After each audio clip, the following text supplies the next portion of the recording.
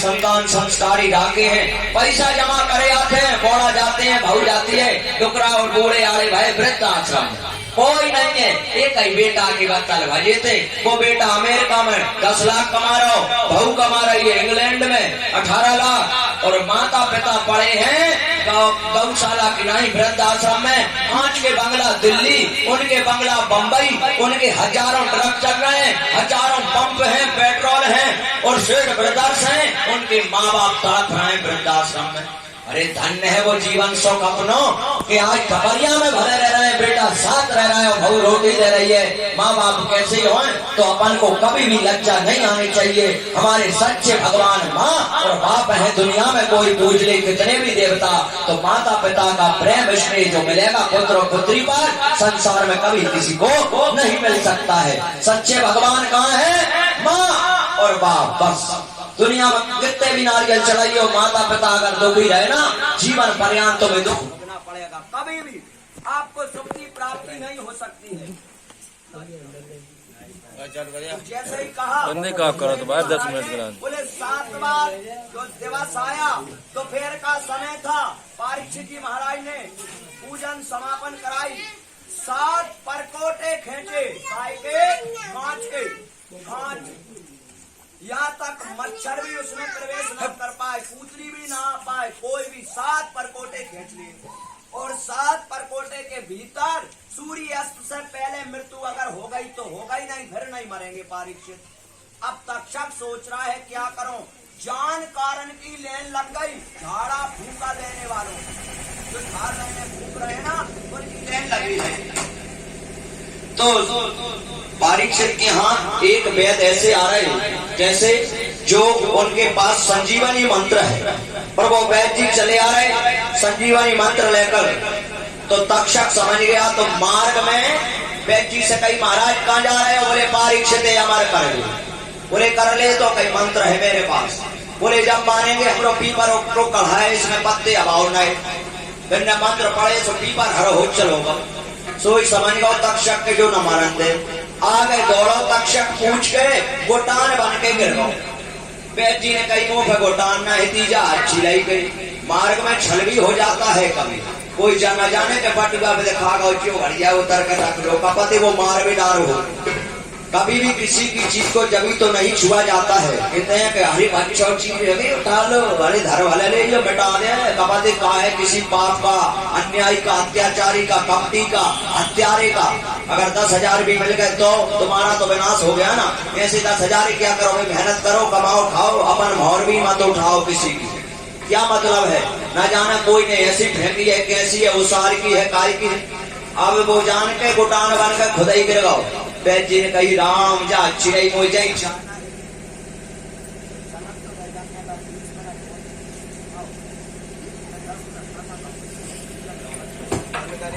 तो जैसे अब उनने उठाए और उठाकर वैद्य जी ने गुटान ले ली, तो मार्ग में अब उन्हें खुजली चला दी भाई सर्पण तक्षक पीठ में। अब पीठ में हाथ नहीं पहुंचे, एक ही जगह मात्र एक इंच नहीं पहुंच। वैद्य जी ने गोटान से ही खोजाला, जो खोजाओ अपनो तो पाने सर्प बन के गोटान में से वैद्य जी को पीठ में ही डस गए। पीठ में डसे जिन पे संजीवनी मंत्र है, तो क्षण मात्र में गोविंदाय नमः। जब इन तुलसीदास जी लिख रहे हैं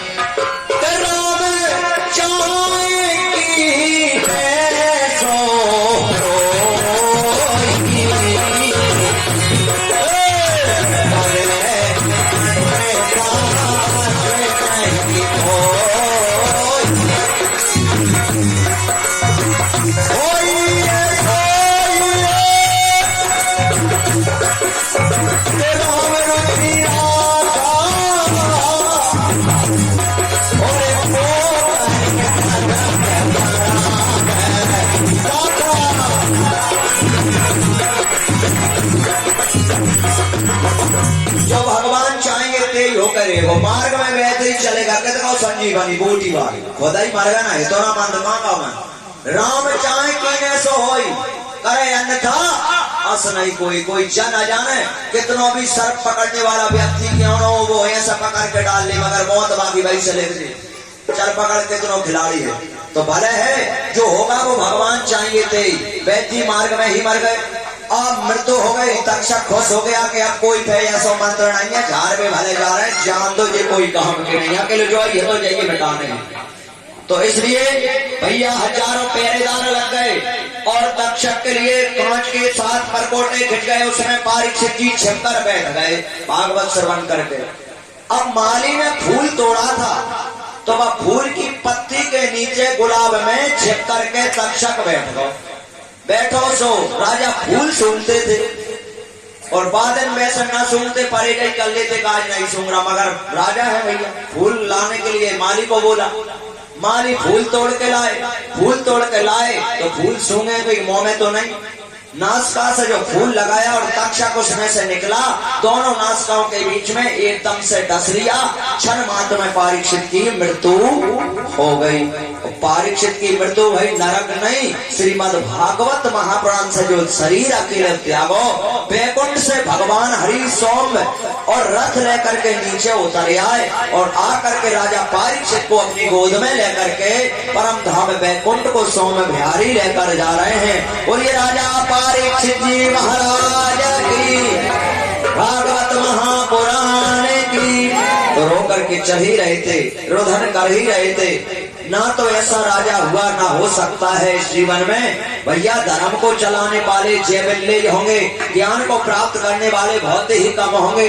संसार में आपको ठगने वाले, लौटने वाले, पाप पाखंड में जमाने वाले बहुत मिल जाएंगे, परंतु तुम्हारे घर में बहुत कम लोग मिलेंगे जो सुख शांति चाहेंगे कि तुमरे हो जाए बेजा कंगे, इनसे जुड़ के सुख हमारे भले हो जाए, हमें कम। तो तुम्हारा सुख बहुत लोग ही कम चाहेंगे। इसलिए भगवान परीक्षित परम धाम को गए। उनके पुत्र जन्मेजय ने रुदन करना प्रारंभ कर दिया, क्योंकि नावन जैसे पिता हुए ना हो सकते हैं और चारों तरफ रुदन होने लगा है। कथा को अब यहीं पर समापन करते हैं भागवत का, इससे आगे वाचन नहीं होता है। दोनों टाइम हमारी कथा रहती थी 8:30 से लगाकर प्रतिदिन के रहे 11, 11:30 और कल तो भैया 12 और 1 बज के अपन उतर पाए थे। तो आज कथा का समापन हो गया। हमारा तुम्हारा मिलन रहा 7 दिन का।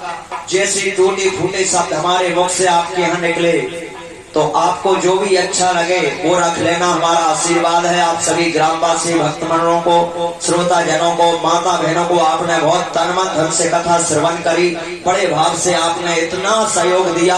पूरा बारे महाराज तो आप पर वैसे ही जीवन अंत तक खुश हैं और सदा खुश रहेंगे। आप कितना भी कुछ गलती भी कर लोगे तो भी मेरी आत्मा आप पर सदा आशीर्वाद ही बरसाएगी और कृपा आप पर सदा मेरी रहेगी। हनुमान जी महाराज की कृपा से द्वापुर कलयुग, सतयुग, त्रेता, द्वापुर, कलयुग, चारों युगों की उम्र कितनी है? सतयुग की उम्र है 17,28,000 वर्ष। सतयुग की उम्र 17,28,000 वर्ष। सतयुग से आए त्रेता, त्रेता की उम्र है 12,96,000 वर्ष। फिर आए हैं द्वापुर, द्वापुर युग की उम्र है 8,64,000 वर्ष। फिर आए हैं जो अभी वर्तमान में चल रहे हैं कलयुग, कलयुग की उम्र कितनी है? कलयुग की उम्र है 4,32,000 वर्ष। हमें कलयुग कितना निकला है?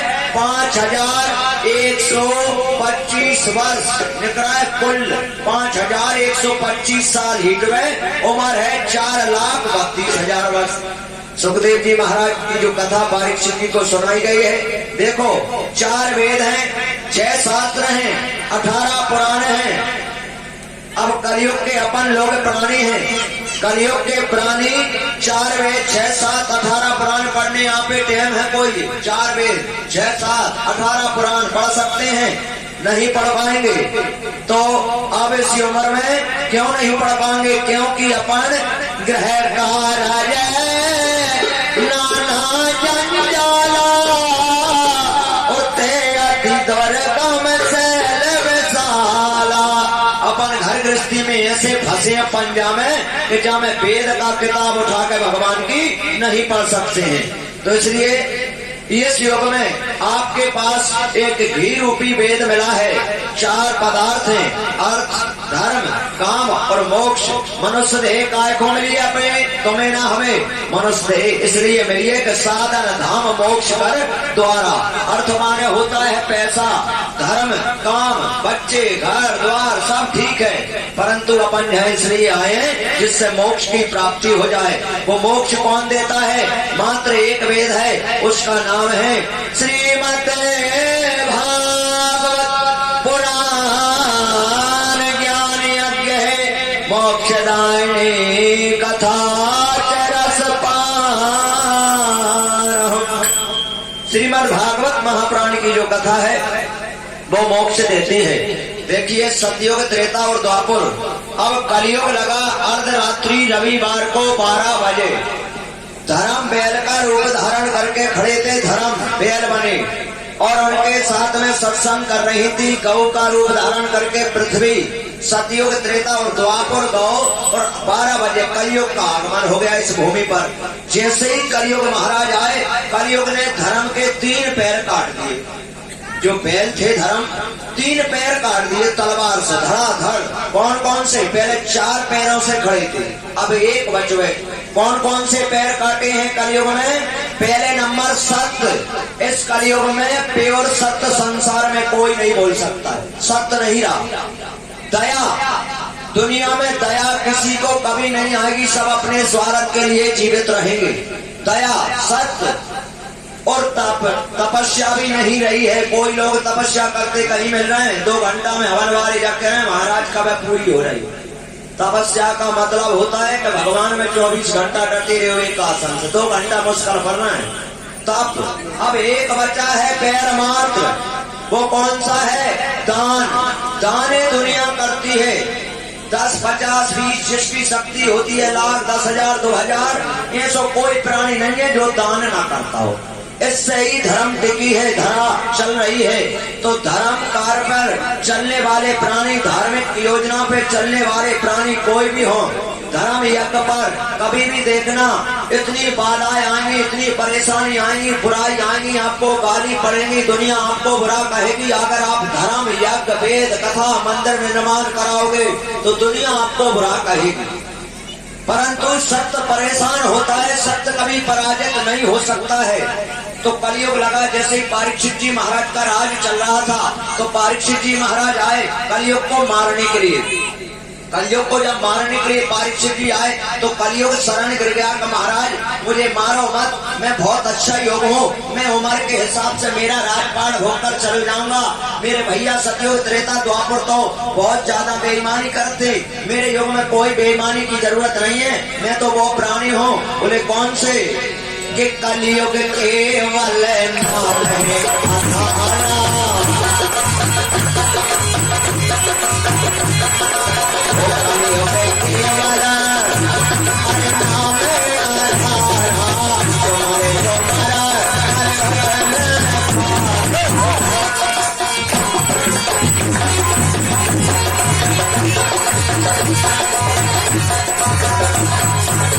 कलयुग केवल नाम है हजारा और सुमर सुमर नर उतरे 12। कलयुग योग न यज्ञ न ज्ञान एक आधार राम गुण गाना। कलयुग समय ज्ञान नहीं जो नर कर विश्वास और गाय राम गुण कर विमल भवतर प्रयास। जहाँ राम के नाम में ही भव से पार। जो सतयुग, त्रेता, द्वापर में यज्ञ तपस्या से फर्क मिलत तो वो कलयुग में अकेले का कह लोगे श्री राम जय के नाम मिला ही गो। इतना सरल है। नहीं तो बाम देखो 10,000 साल एक पैर से खड़े रहते। सतयुग में उम्र थी 17,000 साल तक एक आदमी जीतो, 17,000 साल। अब कलयुग में तो 80, 90, 100 फट हो जाए, अब नहीं जी पाए, 1000 ही डाला हो को जी रहा बहुत कर लीजिए तो 100 तो मुश्किल पड़ जाए वो उम्र। और कछु जाई नहीं जाने 80 पहुंच रहे तो ही जान रहा हूँ। अब तो बैटरी ना हुआ रहा जो पता नहीं है गाड़ी कब पंचर हो जाए, हवाई हिट जाए। कोई गाड़ी जहाँ से लेकर जाते हुए जब सोचते कि मार्ग में जब पंचर हो जाए, मगर हो जाते गाड़ी पंचर। तो इसलिए पता नहीं है जीवन का, न जाने कब नाक से लग जाए। तो परीक्षित जी बोले कि तू अन्याय है फिर भी मैं तुझे, प्रभु मुझे तो ऐसे स्थान दे दो, मेरे प्लाट बना के वहीं रहने। देखो 4 घर रहे हैं कलयुग, कभी भूल कर मत जाना। इन 4 घरों में कलयुग तुमसे कुछ नहीं कहेगा। प्रथमा युद्ध की राह द्वितीय मदपान, तृतीय वेश्यागमन, चतुर्थ जीव हिंसा चह। पहले नंबर जुआ में कलयुग का घर रहेगा।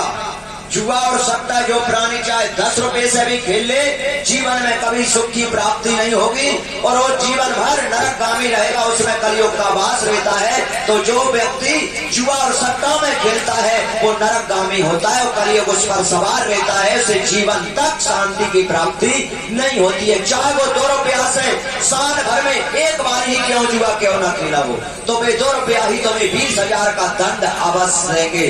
और प्रथम युद्ध कीड़ा, द्वितीय मदपानम। अब दूसरा घर कलयुग का है, सुरापान करने वाले प्राणी पर कलयुग सवार रहता है। जो मदरा का सेवन करते हैं, धन भले कमा लें, वैभव भले कमा लें, परंतु पर्यंत तक उसे नरकगामी होकर के दुष्ट कोई भांति सारा घर का विनाश हो जाएगा, उस पर भगवत कृपा भगवान की कभी नहीं रहेगी। दुकान कभी सुरापान नहीं करना चाहिए। तृतीय वेश्यागमन, कभी वेश्या जो कभी माता बहन पर कुदृष्टि